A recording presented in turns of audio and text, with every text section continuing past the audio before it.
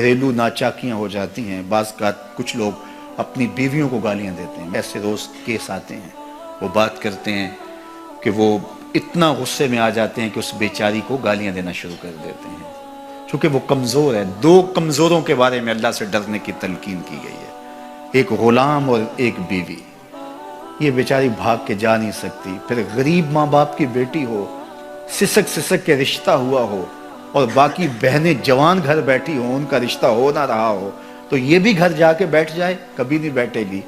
گالیاں سہلے گی، خون کے گھونٹ پی لے گی، لیکن کچھ نہیں بولے گی آگے سے. اور تو فرعون بن گیا ہے، تو حامان بن گیا ہے، تو ظالم بن گیا ہے. تیرے پاس ہے کیا؟ بس شوہر ہونے کا تجھے ناز اور غرور ہے کہ میں مرد ہوں. یہ تیری مردانگی نہیں ہے کہ تو گالیاں بک رہا ہے. تیری مردانگی یہ ہوتی کہ تو محبت سے جیت لیتا اسے. تیرے گھر میں اسے آسودگی ملتی، بہار ملتی، قرار ملتا، تسکین پہنچتی. تو کمزوروں کو، بعض مزدوروں کو گالیاں دے رہے ہوتے ہیں، اپنے ماتحتوں کو گالیاں دے رہے ہوتے ہیں، اپنے مخالفین کے لیے زبانیں اتنی لمبی ہو جاتی ہیں کہ العیاذ باللہ. تو میں آپ سے یہ کہتا ہوں، یہ منبر و محراب کا سبق ہے، یہ رسول اللہ کا دیا ہوا دین ہے. یہ منافقوں کی علامات میں سے ایک علامت ہے، جب وہ لڑتا ہے تو گالیاں بکتا ہے، جھوٹ بولتا ہے، امانت میں خیانت کرتا ہے، اور عہد کرے تو اس کی پاسبانی نہیں کرتا. اللہ ہمیں عہد کی پاسبانی کی توفیق دے. اللہ ہمیں اس بات کی توفیق دے کہ ہم کسی کی امانت کے امانت دار ٹھہرائے جائیں تو پھر اس امانت کو ادا کریں. اللہ اس کی ہمیں توفیق دے کہ جب ہم کسی منصب پہ ہوں، ہمیں اس منصب کے تقاضوں کو پورا کرنے کی توفیقات سے نوازا جائے. حضور نے ارشاد فرمایا، آیت المنافق ثلاث، منافق کی علامتیں 3 ہیں. جس شخص کے اندر یہ علامات ہوں تو وہ اس نیت سے سنیں کہ آج ابھی اسی وقت میں یہ مصمم عزم کرتا ہوں کہ اپنے سے کھرچ دوں گا ان چیزوں کو، اور اپنے من کو، اپنے اندر کو، اپنے باطن کو ان غلاظتوں سے پاک کروں گا. اور عملی موضوعات پہ بات کرنے کا میرا مقصود بھی یہی ہوتا ہے کہ ہماری زندگی میں، سب سے پہلے اپنی زندگی میں اور پھر میرے ملنے والوں کی زندگی کے اندر عملی طور پہ تبدیلی پیدا ہو. تو اس نیت کے ساتھ جب آپ سنیں گے تو اللہ برکت کرے گا. تو سنیے رسول رحمت نے ارشاد فرمایا صلی اللہ علیہ وآلہ وسلم نے کہ منافق کی نشانیاں 3 ہیں.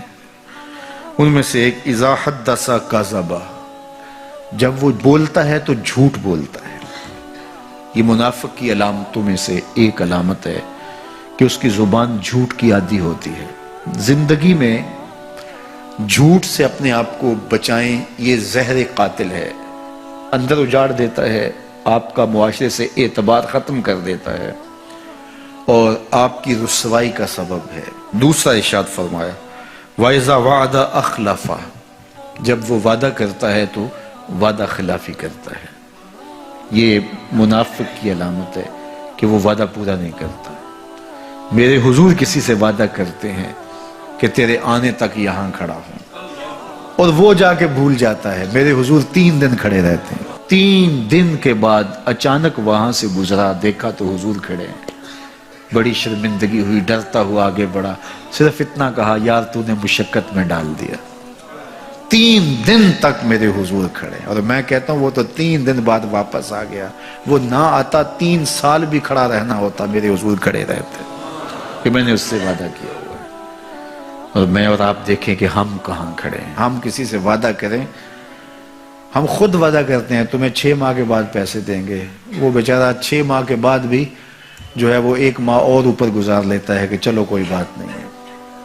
اور ہم اس کی موت کی دعا کر رہے ہیں، یا اللہ فوت ہی ہو جائے تو اچھی بات ہے.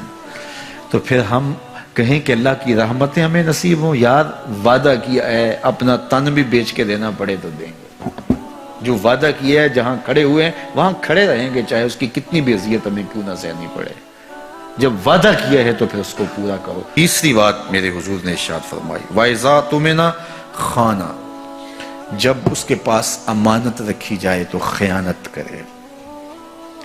اس کے پاس پیسے رکھے جائیں، دولت رکھی جائے، کوئی زمین اس کے نام کوئی کر دے کسی وجہ سے، کوئی اور اس کے پاس امانت رکھ دے، تو وہ اس میں خیانت نہ کرے. بلکہ آپ کے پاس کوئی بات امانت رکھی جائے تو اس کو بھی جو ہے وہ لوگوں تک نشر نہ کرے. تمہارے کان میں اگر کوئی بات کرے تو وہ امانت ہے. جب وہ بات کر رہا ہو تو دائیں بائیں دیکھ رہا ہو تو پھر اس کا مطلب یہ ہے کہ وہ یہ چاہ رہا ہے کہ یہ بات کوئی اور نہ سنے. تو پھر صاحب امانت کو چاہیے کہ کوئی اور نہ سنے.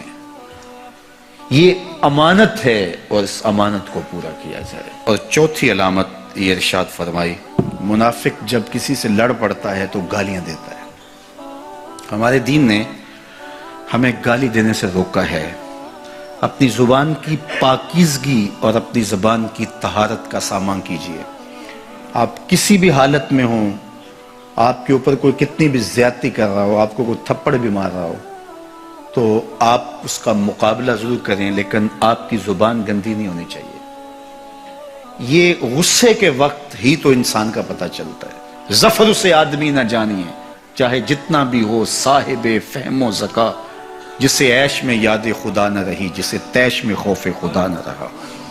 عیش کی زندگی ہو یا تیش کی زندگی، خوشی کا مرحلہ ہو یا مرحلہ غم ہو، آپ دیکھو نارمل زندگی کے اندر تو آپ معتدل ہوں گے ہی ہوں گے، لیکن جب آپ کا بیلنس خراب ہوتا ہے خوشیوں کے وفور کی وجہ سے، اس وقت پتہ چلے گا. یہ ہے انسان کا امتحان، یہ ہے انسان کی آزمائش. منافق کی علامت بتائی گئی، وَإِذَا خَاصَمَ فَجَرَ، جب وہ کسی سے لڑائی کرتا ہے تو پھر گالیاں بکنا شروع کر دیتا ہے. یہ منافقوں کی علامات میں سے ایک علامت ہے، جب وہ لڑتا ہے تو گالیاں بکتا ہے، جھوٹ بولتا ہے، امانت میں خیانت کرتا ہے، اور عہد کرے تو اس کی پاسبانی نہیں کرتا. اللہ ہمیں عہد کی پاسبانی کی توفیق دے. زندگی میں کبھی احیاناً، کبھی کبھار اگر زبان سے جھوٹ نکل جائے مزاح میں یا ویسے، تو اس کی فوراً توبہ کرنی چاہیے. جب کوئی شخص جھوٹ بولتا ہے اس کے منہ سے بدبو نکلتی ہے، اللہ کے فرشتے 1 میل دور تک چلے جاتے ہیں، رحمت کے فرشتے. اور اگر پھر بولتا ہے تو 1 میل اور چلے جاتے ہیں پیچھے. لوگ کہتے ہیں کہ ہمارا کاروبار خراب ہو گیا، گھر سے برکت اٹھ گئی، تو اس کا سبب یہ سمجھتے ہیں کسی نے تعویذ ڈال دیے. میاں جھوٹ چھوڑ دو، رحمت کے فرشتے نیڑے آ جائیں گے. تمہارے گھروں کے دور چلے گئے، تم نے گھر میں تعویذ باندھ دیا، گھر میں ہنڈیاں بھی الٹی لٹکا دی، تم نے جو ہے وہ بتیاں بھی جلائیں گھر میں، تم نے بڑا کچھ کیا لیکن جھوٹ نہیں چھوڑا.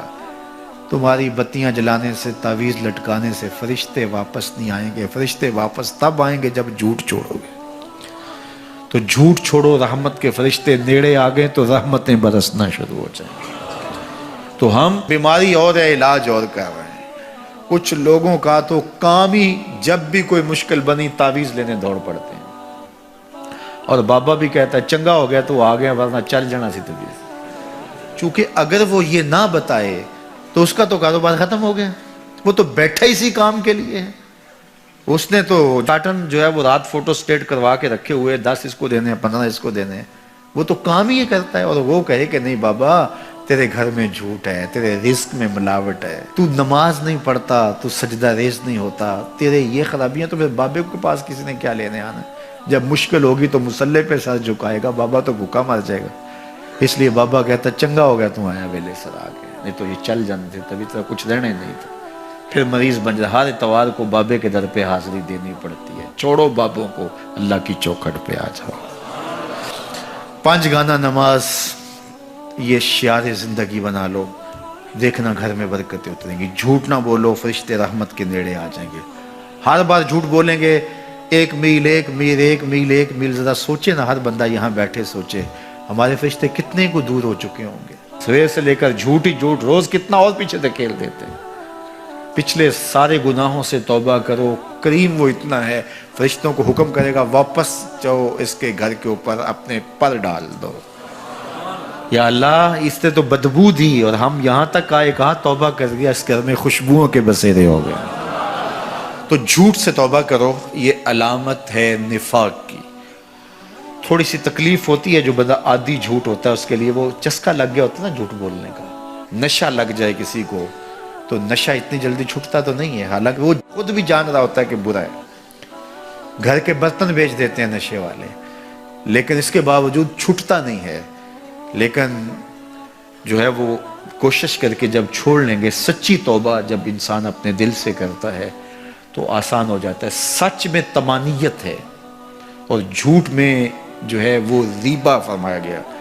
جھوٹ کے اندر بے چینی ہے، اضطراب ہے، اندر کی بے قراری ہے. اس لیے سچائی کی طرف